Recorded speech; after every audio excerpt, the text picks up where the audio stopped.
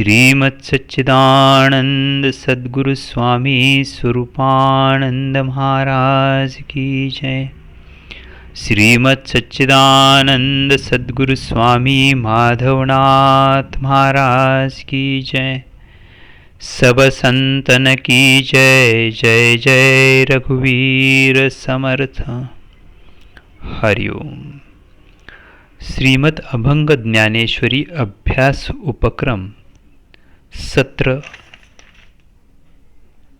5।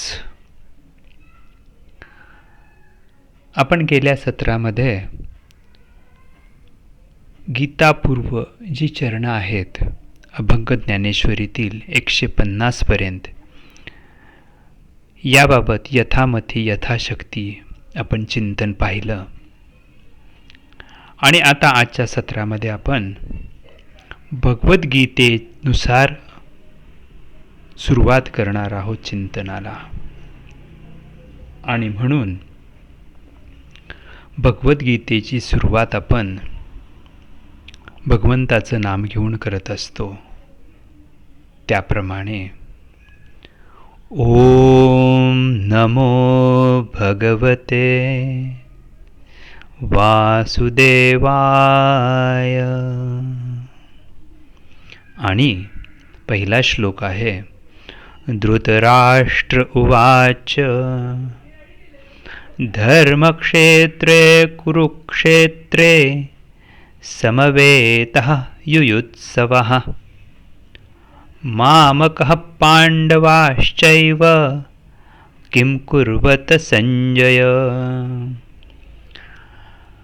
असा हा पहिला श्लोक आहे आणि यापासून 700व्या श्लोकांपर्यंत भगवद्गीतेचे श्लोक आहेत।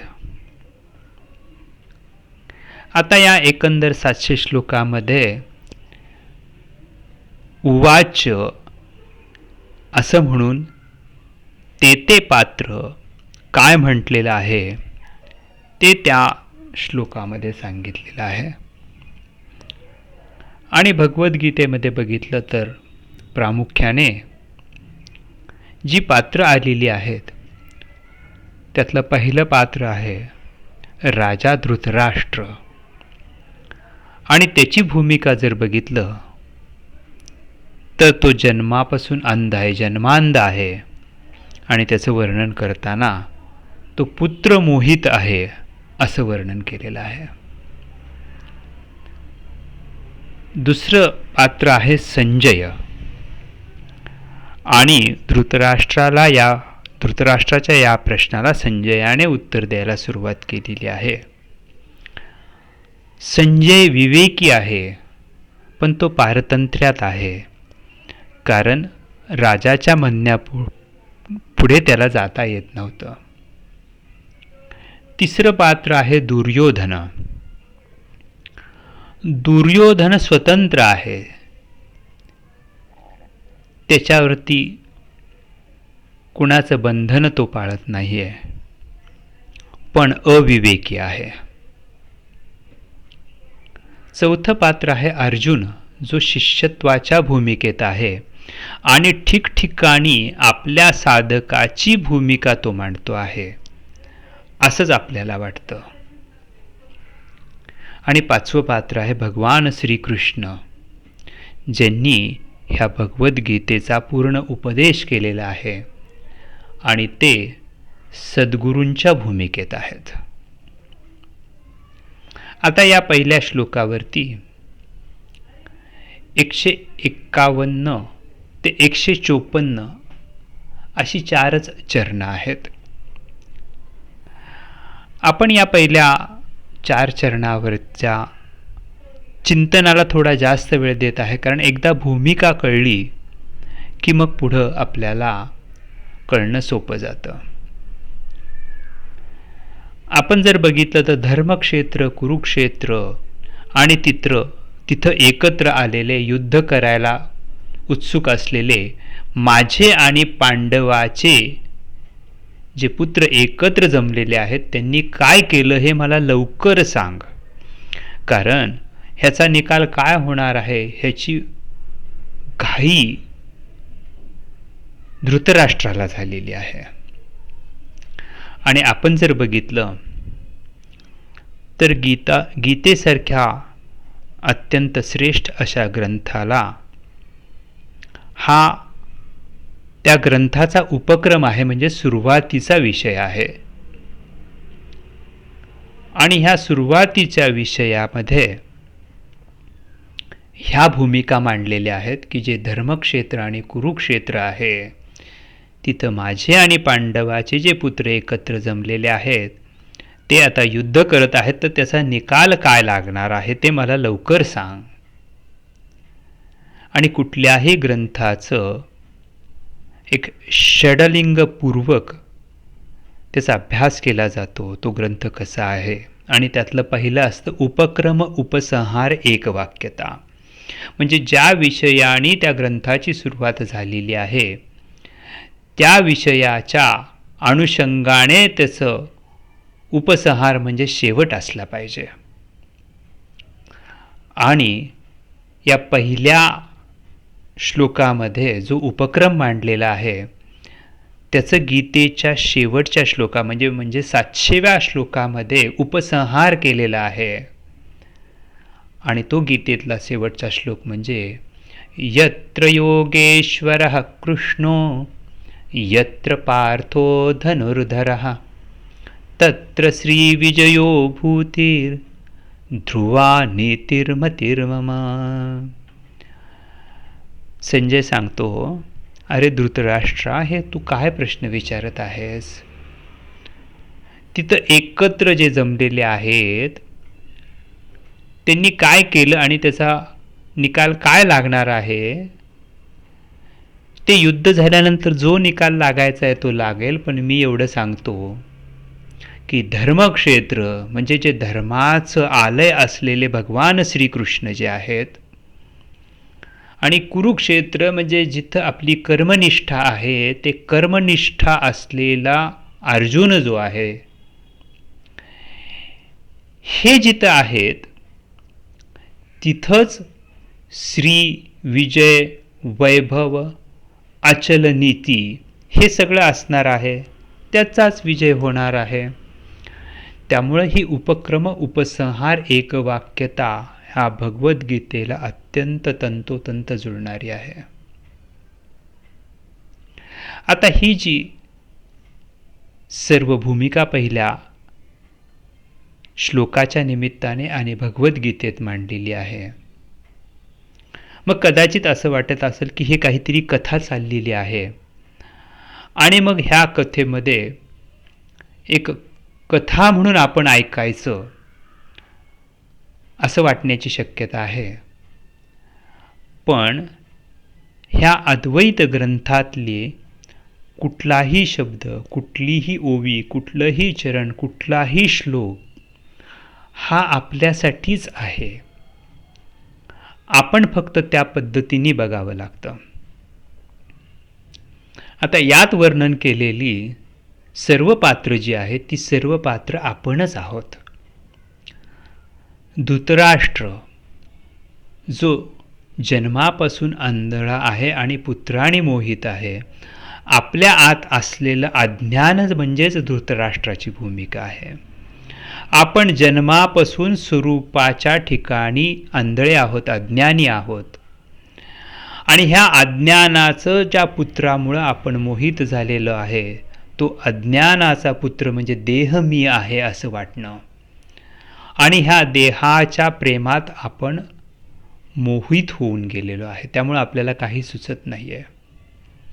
संजय जसा विवेकी आहे तशी आपली बुद्धी खरं विवेकी आहे, पण बुद्धी फक्त निर्णय घेते, सत काय असत काय हे सांगते. बऱ्याच वेळा आपण ती पारतंत्र्यात असलेली बघतो. तिने कितीही सांगितलं हे योग्य आहे तरी मन आपल्याला ओढून नेतं. आणि दुर्योधनाची भूमिका मन निभावत आहे. मन स्वातंत्र्याने विचार करतं, स्वैरपणे विचार करतं, त्याचा विवेक नाही, ते चंचल आहे. अर्जुन म्हणजे आपलं प्रयत्न करणारं शरीर आहे. आपल्याला कुठलंही कर्म करायचं झालं तर शरीराची आवश्यकता असते. आणि कृष्णाच्या भूमिकेत असतात आपले सद्गुरू, जे आपल्याला ज्ञान सांगत असतात.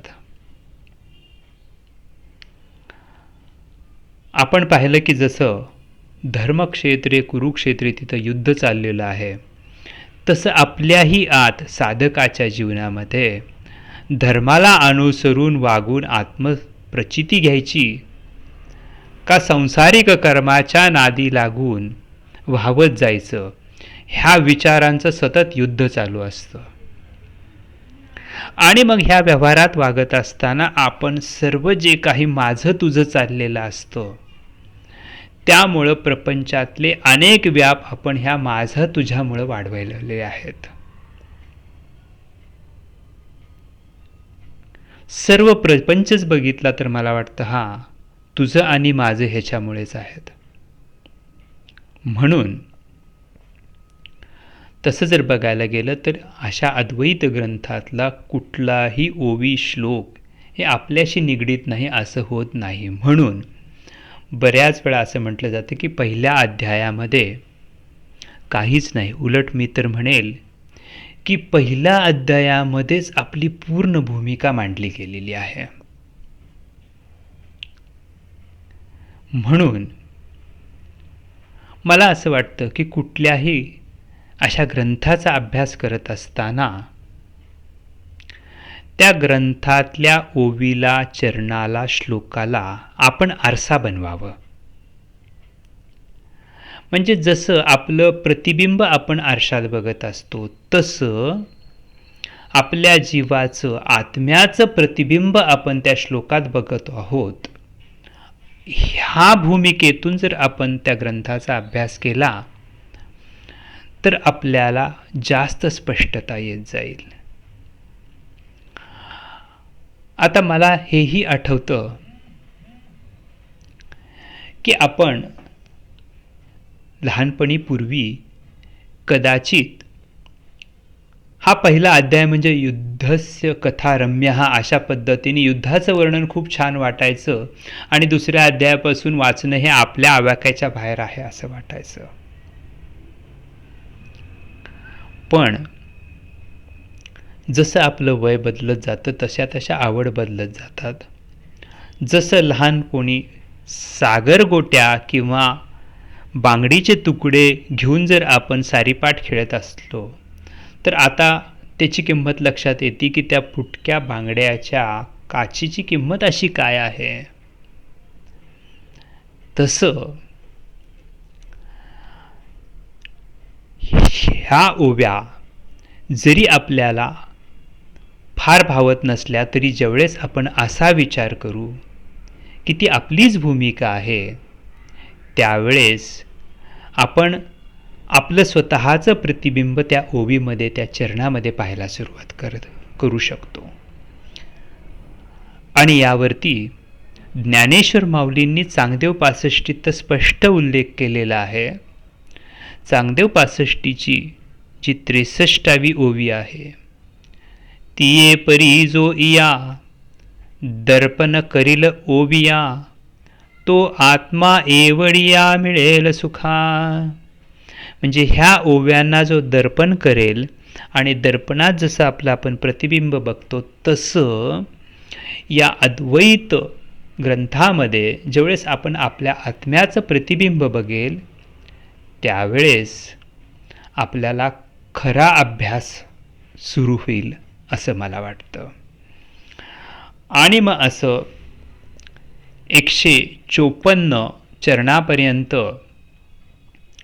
पहिल्या श्लोकाचं विवरण झाल्यानंतर मग सर्व युद्धाचं वर्णन चरण क्रमांक 155 ते 209 ह्याच्यामध्ये आलेलं आहे.